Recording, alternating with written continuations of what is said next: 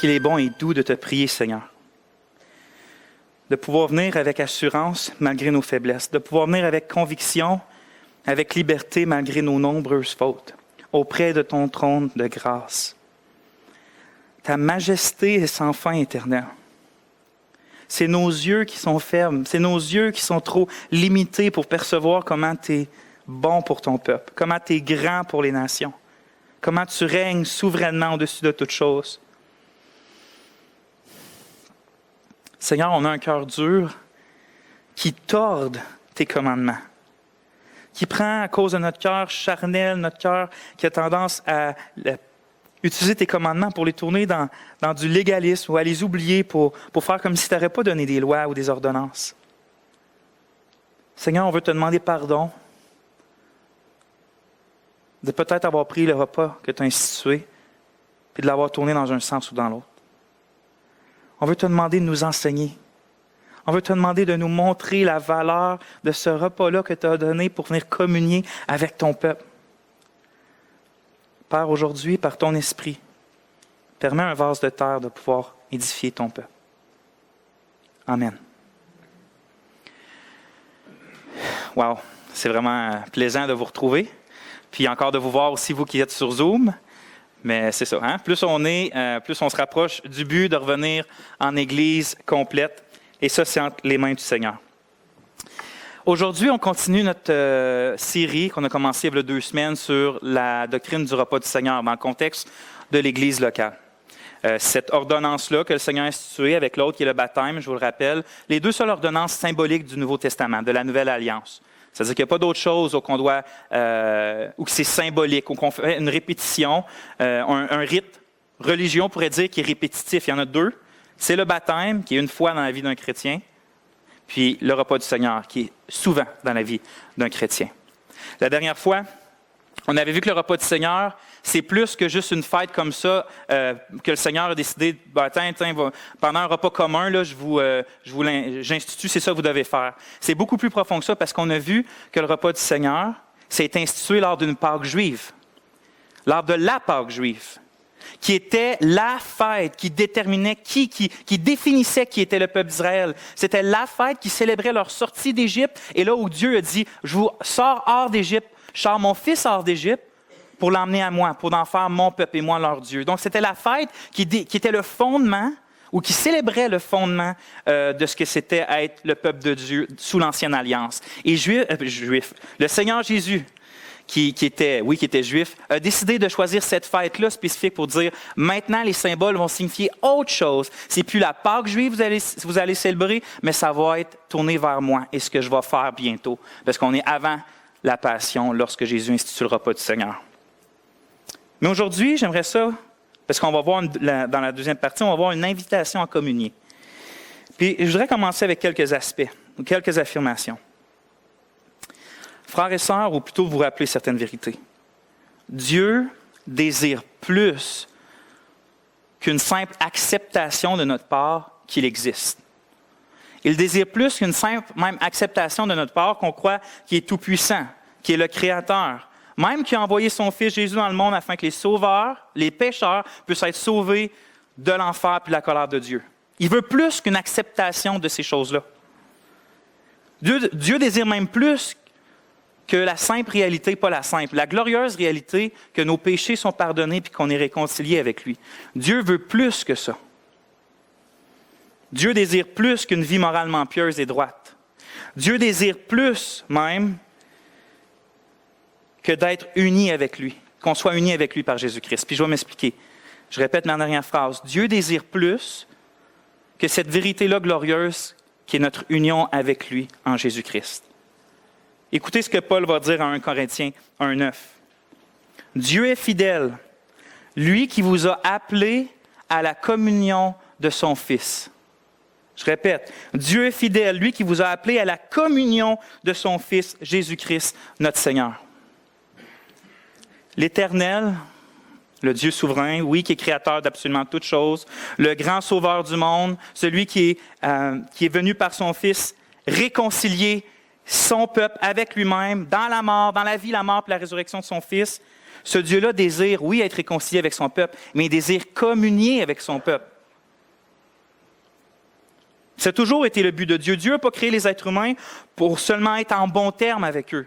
Dire comme, regarde, on est en bon terme, je te laisse faire tes choses, laisse-moi faire les miennes. Ou on est en bon terme, mais on n'est pas trop proches l'un de l'autre. Il n'y a rien entre nous, mais il n'y a rien, justement, il n'y a rien entre nous. Ni négatif, ni positif. Dieu n'est pas venu créer les hommes, il n'est pas venu racheter les hommes pour ça. Dieu a créé l'être humain afin d'être en communion avec lui, c'est-à-dire d'avoir une joyeuse relation d'intimité puis d'échange entre Dieu et l'homme. Dieu leur accorde, en fait, il veut que les êtres humains se satisfassent dans les innombrables grâces, les innombrables bontés, les innombrables gloires que Dieu leur donne gratuitement. Donc, il ne veut pas juste qu'on soit unis puis qu'on fasse nos choses. Il veut qu'on vienne se satisfaire et rechercher ces choses-là que lui nous donne. Et lui, Dieu, se réjouit dans le fait qu'il nous fait bénéficier, et tous les êtres humains qui se confient en lui, de ces grâces et de ces gloires-là qu'il nous donne gratuitement. L'homme jouit de l'abondance de Dieu, puis Dieu jouit de son abondance partagée. C'est pour ça qu'on lit, par exemple, que Dieu marchait dans le jardin avec Adam et Ève. Pas juste qu'il les a créés et qu'il les a placés dans le jardin, mais qu'il marchait avec eux. C'est pour ça qu'on va lire que Enoch, avant d'être enlevé vers Dieu, a marché 300 ans avec lui. C'est pour ça qu'on va lire aussi que Dieu s'est manifesté à Moïse dans un buisson ardent pour lui parler. Que même plus tard, dans la tente d'assignation, c'est dit que Dieu parlait comme face à face avec Moïse. C'est pour ça aussi qu'on va voir que Dieu manifeste sa gloire avec une nuée dans la tente qui était dans la tente d'assignation, qui était le tabernacle dans le désert, puis plus tard dans le temple à Jérusalem. Il va manifester sa gloire dedans pour habiter, montrer qu'il habite au milieu de son peuple. Et qu'il n'est pas juste un Dieu éloigné, mais qu'il va habiter au milieu de son peuple. La tente d'assignation était au milieu de toutes les tribus d'Israël. La tente qui était appelée la tente de la rencontre. C'est pour ça aussi que la venue du Fils éternel de Dieu a été prophétisée par Isaïe avec le nom d'Emmanuel, qui veut dire Dieu avec nous. C'est encore aussi la raison pourquoi, quand Christ y ressuscite, avant de retourner corporellement dans les cieux, il promet d'envoyer un autre consolateur, son esprit, le Saint-Esprit, afin que Dieu, il ne fait pas juste habiter avec nous, mais qu'il habite en nous aussi. Pour que la présence de Christ, par son esprit, puisse être toujours avec nous. La présence du Père et du Fils, qui va dire, on va venir et on va faire notre maison chez lui. On n'est pas surpris de bord de lire en 2 Corinthiens 13 que la grâce du Seigneur Jésus, l'amour de Dieu et la communion du Saint-Esprit soient avec vous tous. Pas juste l'union, pas juste réconciliation, mais communion, qui est un mot grec qui est utilisé à bien des affaires dans le Nouveau Testament, mais qui parle de fellowship, qui parle de coopération, d'échange, de porter des fois un fardeau ensemble. En tout cas, ça implique nécessairement d'être deux personnes avec un même but ou un même échange. Et Paul utilise ce mot-là pour parler de la chose qu'il veut décrire comme un temps un peu plus que la réconciliation, qui est en fait le fruit de la réconciliation, qui est d'avoir un échange avec Dieu, d'avoir un même but avec Dieu, de partager quelque chose avec Dieu, qui est sa vie en fait. Encore la même réalité est mise en avant dans Apocalypse 21, alors que Jean va voir une vision puis il va décrire symboliquement le rétablissement de toutes choses promis depuis l'Ancien Testament, la nouvelle terre et les nouveaux cieux, où que Dieu va être avec son peuple. Regardez comment il parle de ça, en 21, versets 1 à 4. « Alors je vis un nouveau ciel et une nouvelle terre, car le premier ciel et la première terre s'en étaient allés, et la mer n'est plus. Et je vis la cité sainte, nouvelle Jérusalem, descendant du ciel d'auprès de Dieu, préparée comme une épouse ornée pour son mari. Et j'entendis une voix forte qui venait du ciel. Voici, l'habitation de Dieu est avec les hommes, et il habitera avec eux. Ils seront son peuple, et Dieu lui-même sera avec eux, leur Dieu. Il essuiera toute larme de leurs yeux. » Dieu est assez proche de son peuple qu'il peut essuyer les larmes de leurs yeux. Ce n'est pas un peuple éloigné. Oui, Gaëtan? Oui, c'est Apocalypse 21, versets 1 à 4. Donc, je vais me répéter. Dieu ne nous a pas créés afin qu'on sache simplement sa bonté. Il nous a créés pour qu'on puisse expérimenter cette bonté-là dans une communion avec lui. C'est une grosse différence, ça, frères et sœurs. On sait sa bonté quand on regarde la croix, mais c'est d'autres choses d'aller expérimenter cette bonté-là dans une communion intime avec le Christ, jour après jour, après jour, après jour. Et pour l'éternité, on vient de le voir, Dieu, il va. C'est ça la Nouvelle Jérusalem, c'est la présence de Dieu au milieu de son peuple.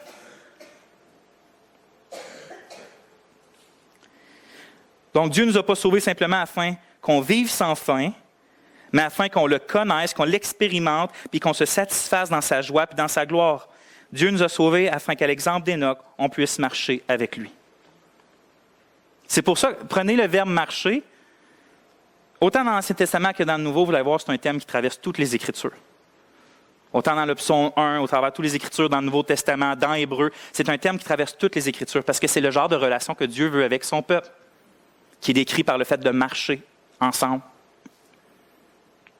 En d'autres mots, il ne faut pas penser que Dieu le Fils a subi toute la colère divine afin que l'Éternel soit simplement une théorie dans notre vie. Écoutez ce que David va dire dans le psaume 23. Comment que lui va parler de sa vision, de sa vie avec Dieu. Comment qu'il voit Dieu dans sa vie. L'Éternel est mon berger. Je ne manquerai de rien. Il me fait reposer dans de verts pâturages. Il me dirige près des eaux paisibles. Il restaure mon âme. Il me conduit dans les sentiers de la justice à cause de son nom. Quand je marche dans la vallée de l'ombre de la mort, je ne crains aucun mal, car tu es avec moi. Ta houlette et ton bâton me rassurent. Tu dresses devant moi une table en face de mes adversaires. Tu oins d'huile ma tête et ma coupe déborde. Oui, le bonheur et la grâce m'accompagneront tous les jours de ma vie et j'habiterai dans la maison de l'Éternel jusqu'à la fin de mes jours. Ça, ce n'est pas une théorie dans sa vie, l'Éternel, à David. Il le considère comme le berger qui marche avec lui pour le conduire constamment. C'est Dieu qui le nourrit puis qui désaltère son âme affamée puis assoiffée. C'est lui qui le protège, qui le rassure. Vous voyez, c'est concret, c'est spirituel, c'est vrai, c'est authentique.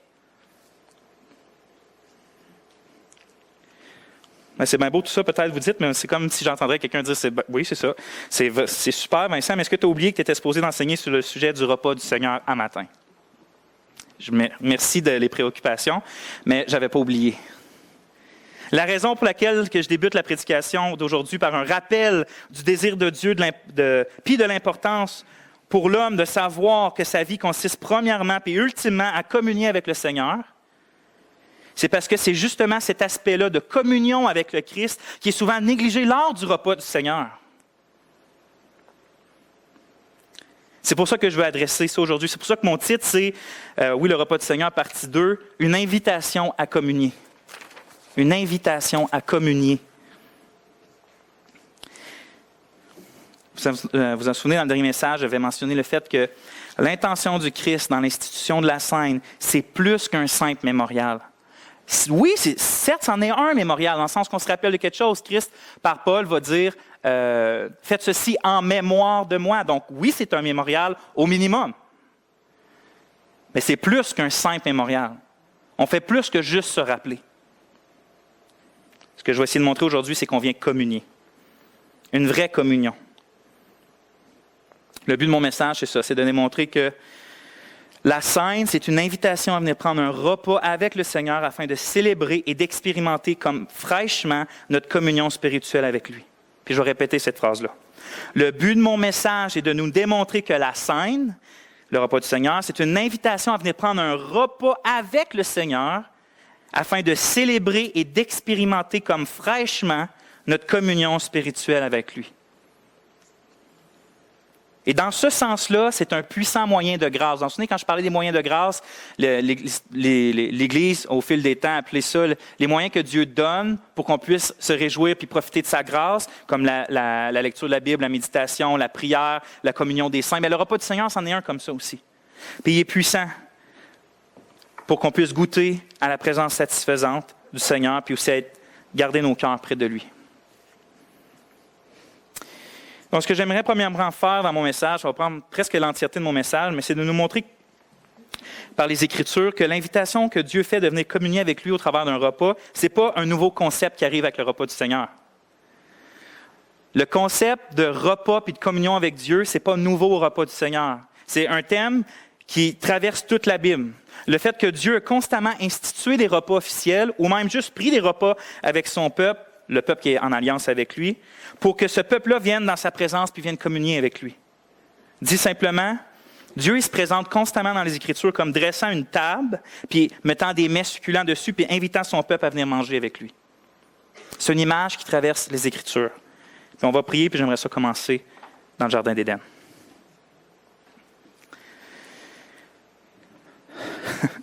Tu dresses une table devant nos ennemis, devant nous, en face de nos ennemis. Notre coupe déborde avec des mets succulents sur cette table. Seigneur, qu'on puisse comprendre l'invitation gracieuse que tu offres à tous ceux qui ont faim et soif de toi. Amen. Donc, on va commencer par voir les repas avec Dieu au travers de certains textes de l'Ancien Testament.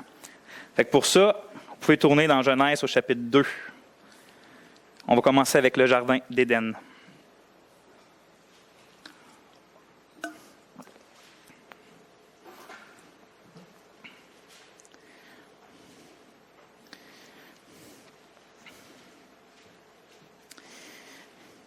Il n'y a peut-être pas tout le monde qui va trouver ce premier exemple-là aussi significatif que moi je peux le trouver, mais j'aimerais vous faire remarquer les premières paroles que Dieu va dire à l'homme en Genèse 2, 16.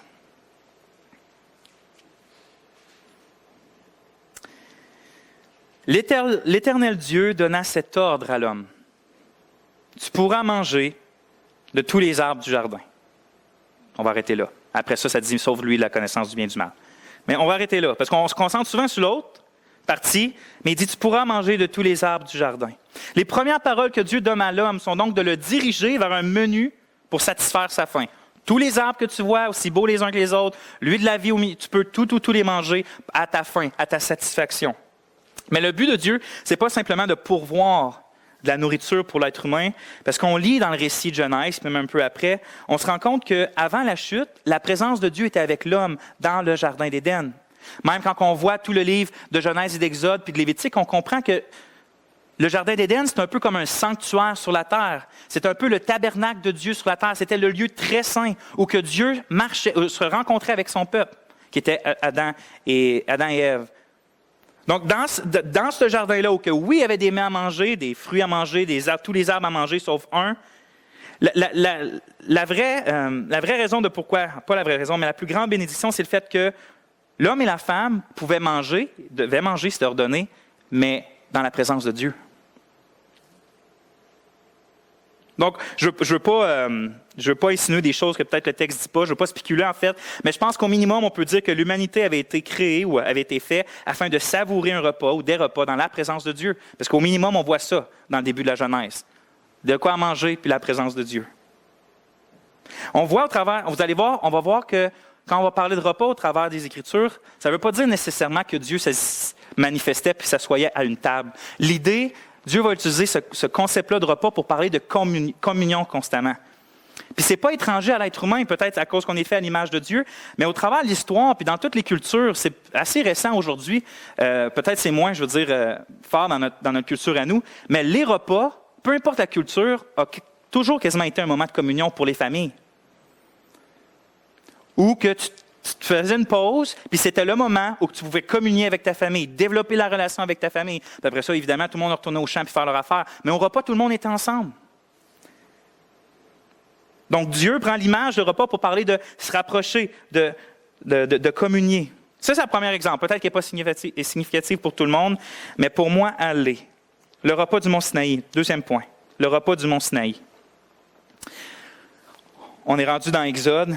Lorsque l'Éternel libère le peuple d'Israël d'Égypte, il va les conduire vers le mont Sinaï où il va vouloir entrer en alliance avec eux. Parce que Dieu, dans la Bible, on va en parler dans le prochain message quand on va parler de la nouvelle alliance, c'est pas long qu'il est en relation avec un peuple sans officialiser cette relation-là dans une alliance dans laquelle Dieu promet et exige certains comportements. Il promet certaines promesses. Il y a une alliance avec Adam et Ève qu'on appelle l'alliance des œuvres, mais là, il y a l'alliance mosaïque, celle faite sous Moïse, au mont Sinaï. Et Moïse doit instituer cette alliance-là par du sang des sacrifices. On lit en Exode 24, 8. Exode 24, 8.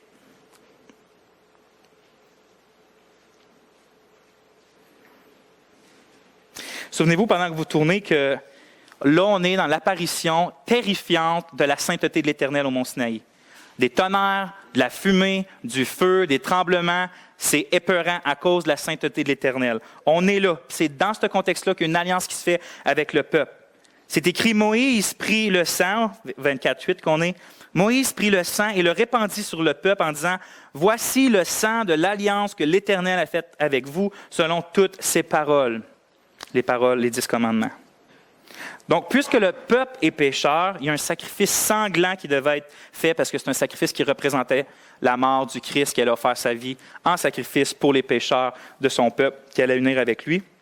Donc, les choses anciennes étaient représentées aussi par du sang. Afin qu'un Dieu saint puisse entrer en relation avec un peuple pécheur, il fallait que des péchés soient pardonnés, soient en quelque sorte effacés pour qu'un Dieu saint puisse avoir une communion, une union avec les pécheurs. Donc oui, il y a une alliance qui est faite, mais il y a du sang qui est versé. Mais regardez ce qui se passe juste après.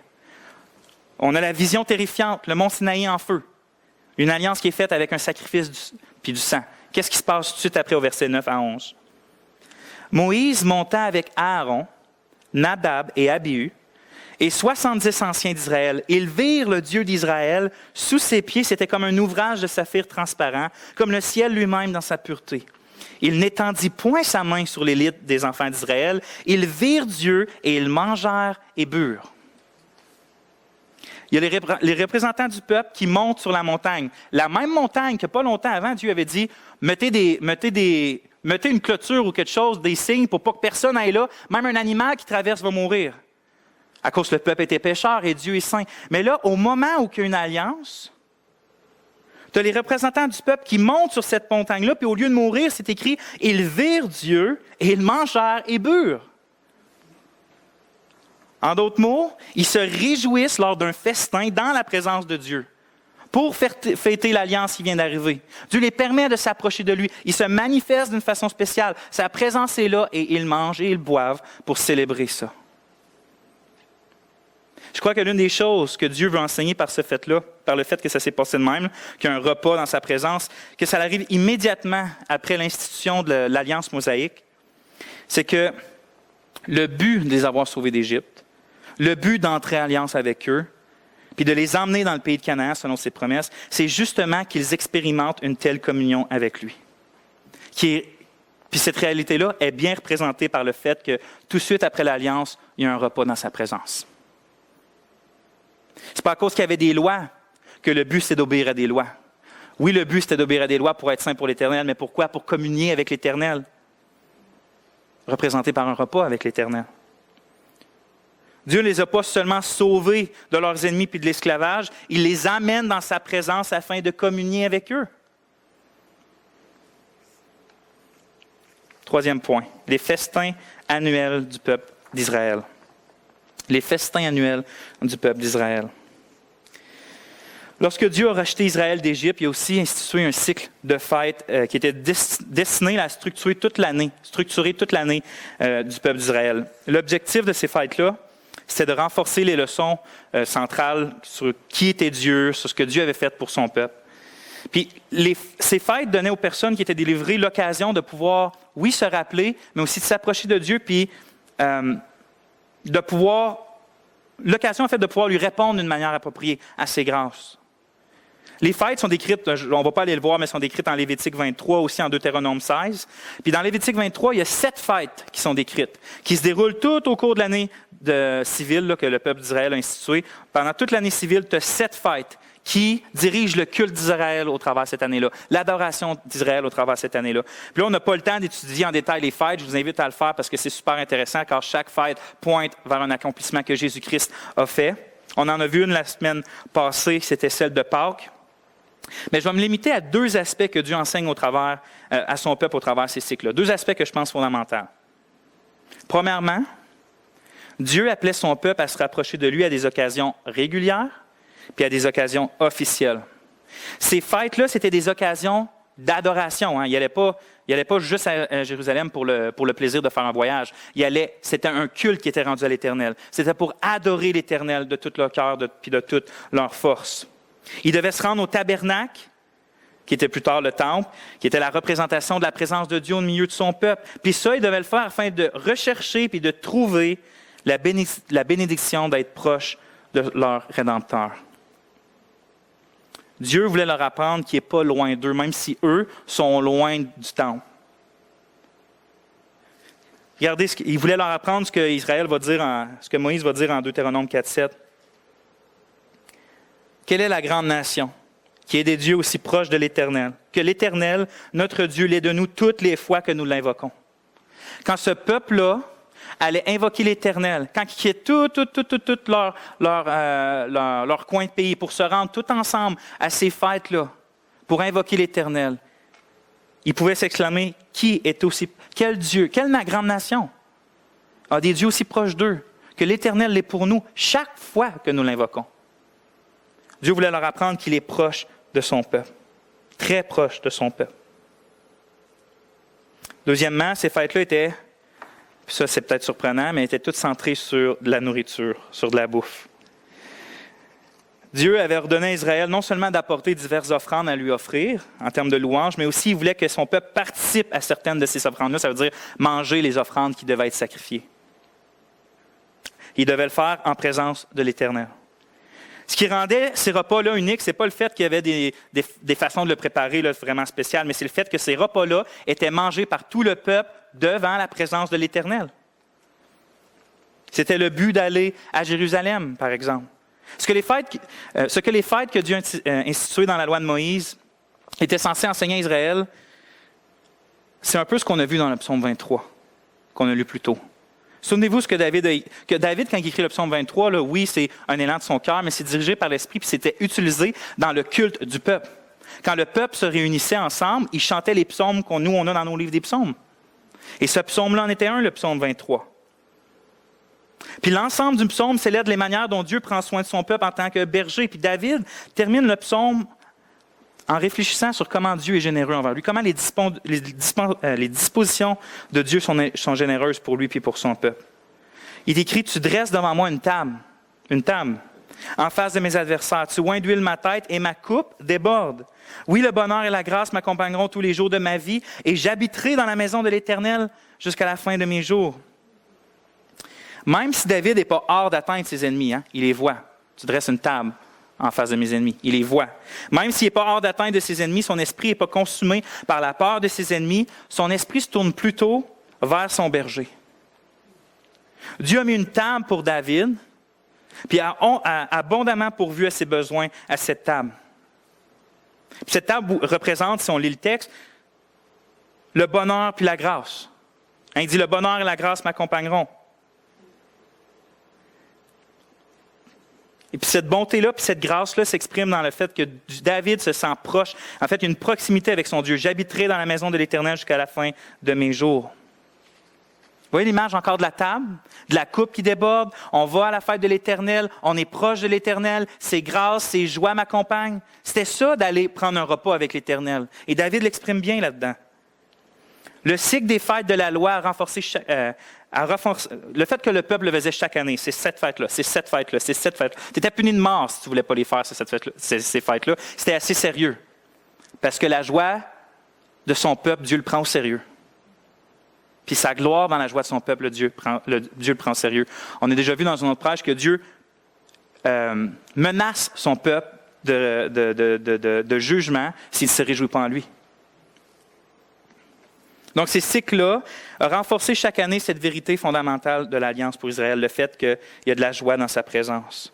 Le Dieu qui a racheté Israël, puis qui l'a pris dans une alliance, n'a jamais failli, puis va toujours continuer certainement à pourvoir abondamment ses besoins physiques, certes, mais infiniment plus important que ça, il va combler leurs besoins de sa présence satisfaisante, car tous les êtres humains ont besoin de sa présence, avant tout. La plus grande bénédiction que Dieu pouvait donner à Israël, puis qu'il lui a donnée, c'était lui-même. Proche de Dieu, Israël connaîtrait la bénédiction de la communion dans sa présence, puis de cette bénédiction-là principale découleraient toutes les autres bénédictions que Dieu a gracieusement données à son peuple. Dieu voulait tellement que son peuple sache que c'est sa présence qu'ils ont vraiment besoin, que je ne sais pas si j'ai pas le verset là, mais il me revient à l'esprit, où que Dieu dit pendant ces fêtes-là, de ne pas avoir peur que les ennemis les attaquent. Parce qu'imaginez, Toutes les nations d'Israël se dirigeaient vers une place. Ça aurait été facile pour les nations d'alentour de venir les attaquer. C'était le moment parfait. Mais Dieu dit, fais-moi confiance. Quand vous allez venir aux fêtes, je vais faire en sorte qu'aucun des ennemis vous attaque. Parce qu'il veut leur montrer que vos besoins principaux, ce n'est pas de protéger vos maisons, ce n'est pas de vous occuper des champs, ce n'est pas de faire votre travail, c'est de venir m'adorer et de vous recentrer sur moi, puis de célébrer votre communion avec moi, puis de vous réjouir en moi, puis de recevoir de moi.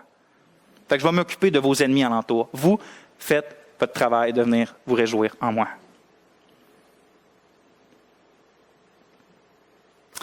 Point 4. Le festin futur. Le festin futur.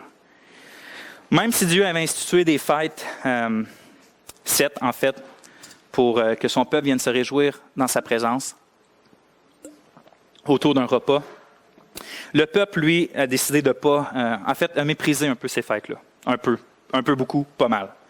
Au point que Dieu a rejeté son peuple à colère. Si vous allez voir les prophètes, vous allez lire les prophètes, vous allez vous rendre compte que Dieu va constamment reprocher au peuple d'avoir négligé ses fêtes, d'avoir négligé les sabbats. Tu sais, parce que Dieu il est vraiment fâché que ça à cause que le samedi on a travaillé. C'est pas vraiment le fait de, c'est pas les choses physiques qui le dérangeaient, c'est le fait que ce jour-là était réservé justement pour que le peuple se rappelle que plus important que le travail, plus important que faire de l'argent, plus important que le bétail, c'était d'aller célébrer l'Éternel. Et ils ont tous les sabbats, autant les sabbats de la semaine que les 7 sabbats officiels des 7 fêtes, ils les ont tous négligés. Puis à cause de ça, Dieu dit, je vais vous chasser de votre pays, puis je vais donner mes sabbats à mon pays. Regardez, on va tourner dans Malachie chapitre 1. Juste pour un exemple de reproche que Dieu va faire, puis de ce que le peuple considérait les fêtes de l'Éternel. Donc Malachie, dernier livre de la Bible, de l'Ancien Testament, je veux dire.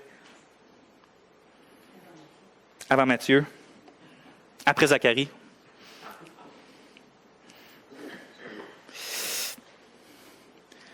Au verset 7. Écoutez ça. Chapitre 1, verset 7. Si vous lisez Malachie, vous allez rendre compte que Dieu répond à des plaintes que le peuple disait. Dieu va dire une plainte disant en quoi avons-nous fait ça, puis dire en ça vous l'avez fait. Ah, en quoi tu nous as. Dieu va dire je vous aime, mais vous dites en quoi nous as-tu aimés. C'est comme ça qu'il commence un peu. Fait que, au verset 7, il dit. On va commencer au verset 6.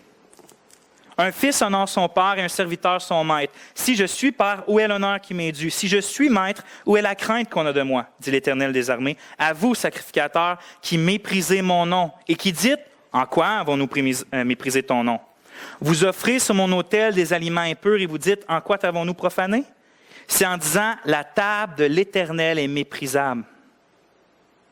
Pour eux, tout le service, parce que vous vous souvenez, il y avait des pains de proposition, des pains qui étaient les pains de la présence, qui représentaient la présence de Dieu dans son tabernacle. Et eux méprisaient ces tables-là, méprisaient la présence de Dieu au milieu d'eux, méprisaient toutes les lois que Dieu avait données par rapport à sa présence. Et ça, c'est juste un exemple parmi tant d'autres dans l'Ancien Testament où que Dieu rejette son peuple parce que son peuple l'a rejeté, puis ça s'est manifesté dans le fait qu'il rejetait les repas que Dieu avait institués. Sauf qu'il y a de l'espérance, parce que les prophètes ne font pas juste dire qu'est-ce qu'il y a eu pas correct, ils montrent que Dieu a prévu quelque chose dans le futur pour restaurer l'affaire. Et cette restauration-là, vous allez voir, Dieu va en parler en termes de repas et de festin, encore une fois. Je fais tourner dans Ésaïe, chapitre 25. Ésaïe, chapitre 25.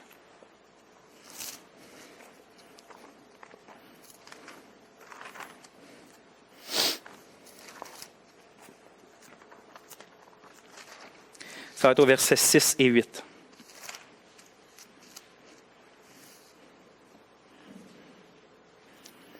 Dieu parle du futur au verset 6. Il parle d'un jour de gloire, un jour de louange. Puis regardez comment il en parle. L'Éternel des armées prépare à tous les peuples sur cette montagne un festin de mets succulents, un festin de vin vieux, de mets succulents, plein de moelle, de vin vieux clarifié. Et sur cette montagne, il anéantit le voile qui est sur tous les peuples, la couverture qui couvre toutes les nations. Il engloutit la mort pour toujours. Le Seigneur l'Éternel essuie les larmes de tous les visages. Il fait disparaître de toute la terre l'opprobre de son peuple, car l'Éternel a parlé. Ce jour-là où l'Éternel, oui, OK, Ésaïe, Dieu lance des jugements par le prophète Ésaïe du fait qu'ils vont être déportés, qu'ils sont déportés, puis que à cause de leur péché, tout ça. Mais Dieu promet un jour que pas seulement son peuple, mais toutes les nations vont venir quoi? Prendre un festin en sa montagne, c'est-à-dire dans sa présence, vont venir célébrer cette union puis cette communion-là dans la présence de l'Éternel. Dieu va même enlever le voile des nations. Hein? Voile, comme Paul va dire que le voile, c'est enlevé. Il va venir enlever la mort spirituelle. Il va venir enlever l'aveuglement spirituel. Il va venir enlever le cœur de chair. Dieu va convertir les nations, comme Acte va dire, que Dieu va accorder la repentance aussi aux nations. Dans Acte, Pierre va dire. Et ça, pourquoi? Pour venir célébrer un repas avec l'Éternel. Puis quand ça parle, regardez, c'est pas que Dieu veut qu'on saoule là, quand il parle de vin, c'est juste que il parle d'abondance, il parle de mets succulents, des mets qui sont gras, parce que dans le fond, il veut montrer que c'est une grande fête et un grand festin auquel toutes les nations vont être invitées. C'est pas pour rien qu'en Ésaïe 55, je tourne rapidement pour vous le lire. Ésaïe 55, Dieu va dire, « Vous tous qui avez soif, venez aux eaux, même celui qui n'a pas d'argent. Venez acheter et manger. Venez acheter du vin et du lait sans argent, sans rien payer. Pourquoi pesez-vous de l'argent pour ce qui ne nourrit pas? Pourquoi travaillez-vous pour ce qui ne rassasie pas? Écoutez-moi donc, et vous mangerez ce qui est bon, et votre âme se délectera de mets succulents. Prêtez l'oreille et venez à moi. Écoutez, et votre âme vivra. Je traiterai avec vous une alliance éternelle pour rendre durable mes faveurs envers David. » Regardez au verset 6. Cherchez l'Éternel pendant qu'il se trouve, invoquez-le tandis qu'il est prêt, que le méchant abandonne sa voie et l'homme d'iniquité ses pensées, qu'il retourne à l'Éternel qui aura pitié de lui, à notre Dieu qui ne se lasse pas de pardonner. Encore dans un contexte de repas. Est-ce que ça veut dire qu'on va vraiment avoir un repas avec de la viande puis du vin? Je ne suis pas là pour vous répondre à ça. Une chose que je sais, c'est que Dieu utilise encore une fois l'image du repas pour parler de l'abondance, de la joie, de la communion, de sa présence. Et il invite les gens, celui qui ont faim, celui qui a soif, à venir gratuitement.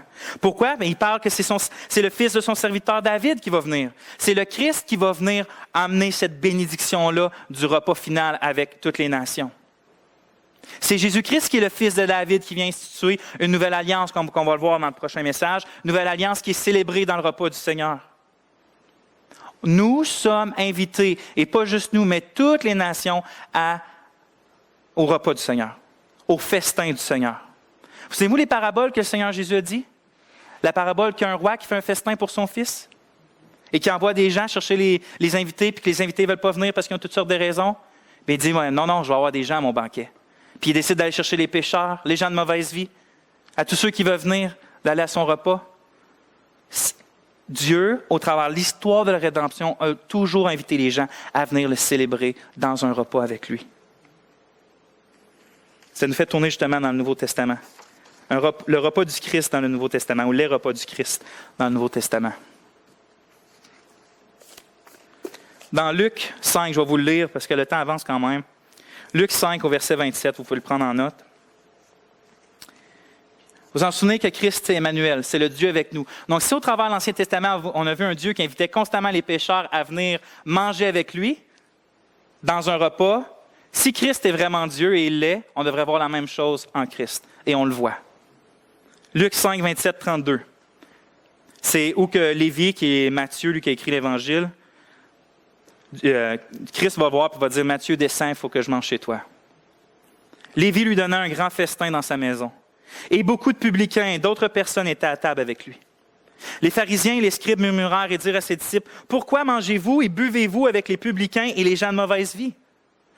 Jésus, prenant la parole, leur dit, ce ne sont pas ceux qui se portent bien qui ont besoin de médecins, mais les malades. Je ne suis pas venu appeler à la repentance des justes, mais des pécheurs. Christ, constamment, durant sa vie terrestre, son ministère terrestre, mangeait avec des pécheurs et des gens de mauvaise vie. Au point que les pharisiens, c'était une source pour eux de l'accuser. Qu'est-ce que tu fais à être avec des gens impurs? Si tu serais vraiment le fils de David, si tu serais vraiment un grand prophète, tu ne ferais pas ça. Tu n'irais pas te salir les mains. Tu n'irais pas devenir impur pour ça. Mais Christ, lui, avait pas peur des pécheurs. Il est venu pour sauver les pécheurs. Il est venu pour guérir les malades. Il faisait.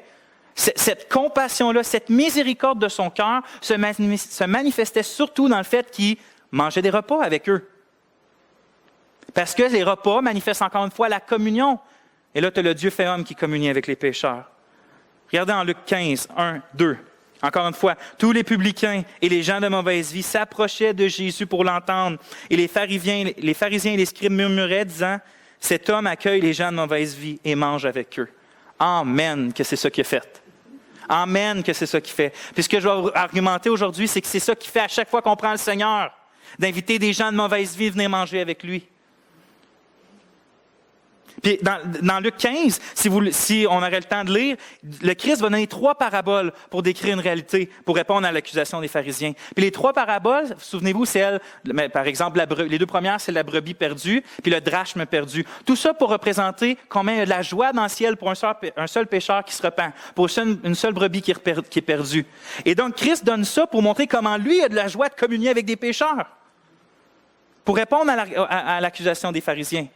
Vous m'accusez de manger avec des pécheurs. Je vous dis qu'il y a plus de joie dans le ciel pour un seul pécheur qui se repent que 99 justes qui n'a pas besoin de repentance. Il ne devait rien comprendre, ça c'est sûr. Puis là, qu'est-ce qu'on a lu la dernière fois? C'est pas surprenant de voir en Luc 22, on l'a lu la dernière fois.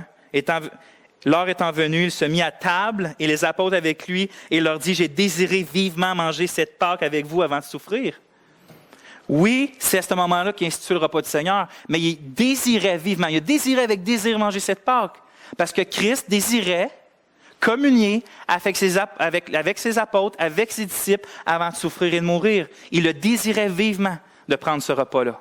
Imaginez. On pourrait dire tellement d'autres choses. On pourrait parler de comment Jésus, après la résurrection, s'est manifesté souvent au travers ou pendant des repas. C'est pas moi qui l'invente. Souvenez-vous des disciples sur le chemin d'Emmaüs, où Jésus il est venu, il était comme caché à leurs yeux étaient comme obscurcis de le voir vraiment qui était, puis il marche avec, puis il explique qu'est-ce qui se passe, pourquoi êtes-vous triste. Puis là, il arrive, en Luc 24, 30, pendant qu'il était à table avec eux. Puis là, regardez le langage, c'est exactement le même langage que Luc va réutiliser pendant le repas du Seigneur, qu'il a utilisé plus tôt. Il prit le pain, et après avoir rendu grâce, il le rompit et le leur donna. Alors leurs yeux s'ouvrirent et ils le reconnurent, mais il disparut de devant eux. Et ils se dirent l'un à l'autre, notre cœur ne brûlait-il pas au-dedans de nous? Christ s'est manifesté là à eux. Christ s'est fait connaître. Christ a communié alentour de la table, alentour d'un repas où que Christ a pris du pain, il l'a rompu, puis a rendu grâce. Un peu comme le repas du Seigneur. Christ aime communier avec son peuple. Même après sa résurrection, c'est ça qu'il fait. Dans Jean 21, regardez. On est quelques temps après sa résurrection. Puis là, tu as les disciples qui sont dans l'eau, puis qui pêchent, puis tout ça. Puis Christ les invite à venir. Ils s'en rendent compte. Pierre saute à l'eau, dépêche d'aller voir le Seigneur. Au verset 9 du chapitre 21, c'est écrit, « Lorsqu'ils furent descendus à terre, ils virent là des charbons allumés, du poisson dessus et du pain. » C'est Jésus qui les avait préparés. Jésus leur dit, « Apportez des poissons que vous venez de prendre. » Un peu plus loin, c'est écrit, Jésus leur dit, « Venez, mangez. » Et aucun des disciples n'osait lui demander « Qui es-tu ?» sachant que c'était le Seigneur. Jésus s'approcha, prit le pain et leur en donna. Il fit de même du poisson. C'était déjà la 3e fois que Jésus se montrait à ses disciples depuis qu'il était ressuscité d'entre les morts. Encore une fois, c'est lui-même qui leur prépare un repas. Il dit « Arrêtez de travailler, venez ici. » C'est lui-même qui leur sert le repas. Voyez-vous comment Christ utilise les repas pour nous montrer son cœur par rapport à son désir de communier avec son peuple? Puis l'importance de venir auprès de lui pour communier. Quand Pierre va prêcher l'Évangile à Corneille, puis dans sa maison, en Actes 10, 40, 41, lui-même va parler de l'Évangile comme ça. Dieu l'a ressuscité le 3e jour et il a permis qu'il apparaisse, non à tout le peuple, mais aux témoins choisis d'avance par Dieu, à nous qui avons mangé et bu avec lui après qu'il fut ressuscité des morts.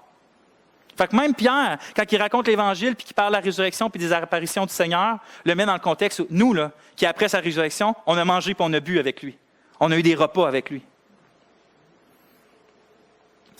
Frères et sœurs, j'ai pris beaucoup de temps pour montrer tous ces exemples-là, mais c'est pour qu'on saisisse mieux les désirs puis les intentions de Dieu à instituer un repas répétitif.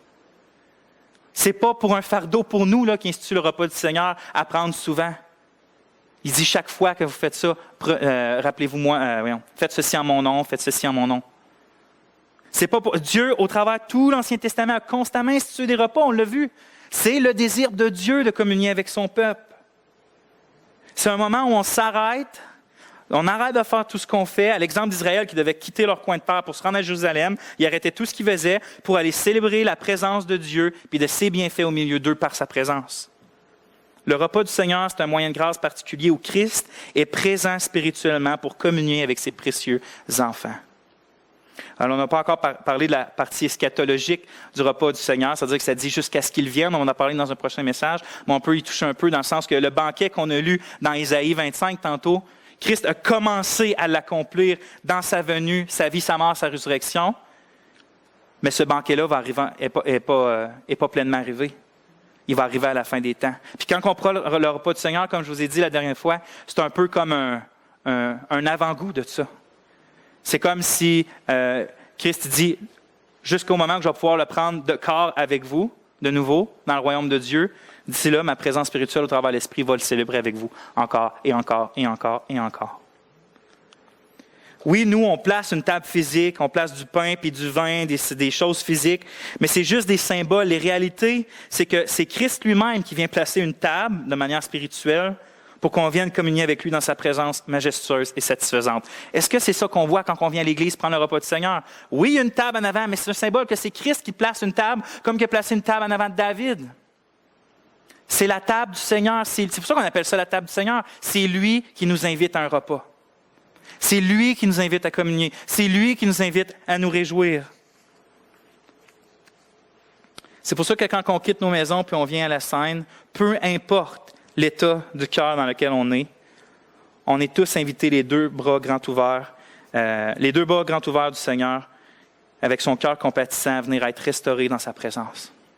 Le repas du Seigneur, c'est comme l'extension. J'ai parlé un peu de ça mercredi, que nous, on voit souvent que nos péchés, même dans l'Évangile, répugnent Dieu et l'éloignent de nous. Mais ça, c'est nous qui s'éloignent de Dieu à cause de nos péchés. Parce que regardez encore, lisez les Évangiles, puis regardez qu'à chaque fois, Jésus rencontre un pécheur ou un lépreux. Il ne se sauve pas. C'est lui qui va. Puis à chaque fois qu'on pêche, nous, on s'en va de Christ souvent. C'est notre problème à nous. Mais Christ, il vient vers nous. Parce que c'est encore là qu'on a besoin de lui. C'est encore là qu'il a besoin qu'il nous prenne dans ses bras, qu'il nous console, qu'il nous régénère, qu'il nous fortifie. Puis le repas du Seigneur, c'est ça. C'est l'extension de cette miséricorde-là qui dit « Venez, mon peuple! Venez encore, mon peuple! Ma table est ouverte, mes mains sont là. » Puis on pourrait relire Ésaïe 55. « Venez, vous qui avez soif, puis qui avez faim, puis prenez gratuitement à part de ça. » On va en reparler de ça quand on va parler des symboles, mais j'avais écrit cette semaine sur Facebook. Le repas du Seigneur, ce n'est pas le rappel de nos péchés, c'est le rappel que Christ a payé pour nos péchés. Une grosse différence. Avez-vous besoin de la présence du Christ? Avez-vous besoin d'être restauré? Avez-vous besoin d'être ramené à lui? Avez-vous besoin de la joie du Christ? De la force du Christ? Est-ce que vous désirez être plus près du Christ? De voir plus comme le Christ voit, d'être rempli de son esprit? Est-ce que vous désirez ces choses-là? Pourquoi donc pas aller à la table qui est préparée pour vous, où la coupe de la grâce et du bonheur du Seigneur est pleine puis vous est gratuitement offerte? Vous voyez comment à la table du Seigneur, c'est l'Évangile mis en symbole tout simplement. Pour nous aider à voir, à aider notre faiblesse, à croire l'Évangile, puis qu'avec nos yeux, puis nos mains, puis nos bouches, la foi puisse être suscitée pour croire vraiment les promesses si riches qu'on trouve dans l'Évangile. Le repas du Seigneur, ce n'est pas fait pour les justes, mais pour les pécheurs justifiés par Christ. Elle n'est pas faite pour les parfaits, mais pour ceux que Christ perfectionne. Il n'est pas fait pour ceux qui se considèrent par eux-mêmes victorieux, mais pour ceux qui sont plus que vainqueurs par celui qui les a aimés. Le repas du Seigneur n'est pas fait pour ceux qui sont en santé spirituelle tant que ça, mais pour les malades. Il n'est pas fait pour les riches en bonnes œuvres, mais pour les pauvres en esprit. Il n'est pas fait pour l'élite chrétienne ou ceux qui se considèrent l'élite chrétienne, mais il est fait pour le plus petit des brebis du Seigneur.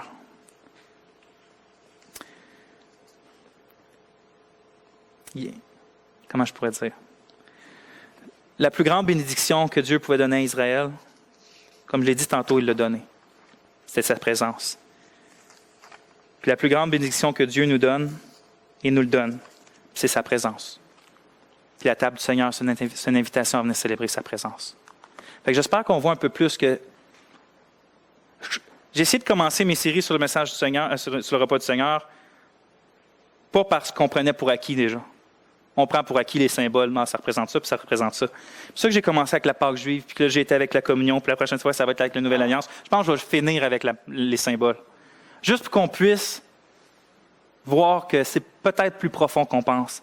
La présence spirituelle du Seigneur est là. Comment vous allez dire? Elle est là par son esprit. Paul, dans 1 Corinthiens 11, je vais vous le citer.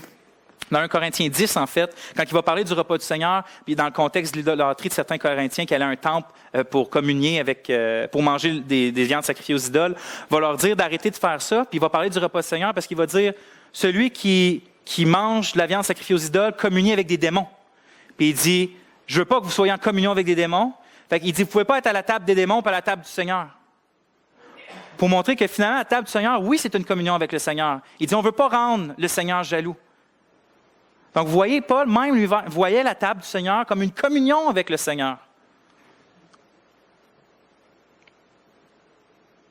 Je ne sais pas pour vous, mais j'ai le désir vraiment d'apprendre à plus communier avec Christ.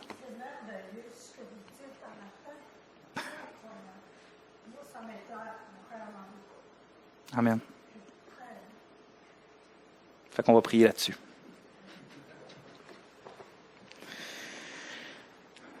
Seigneur, merci.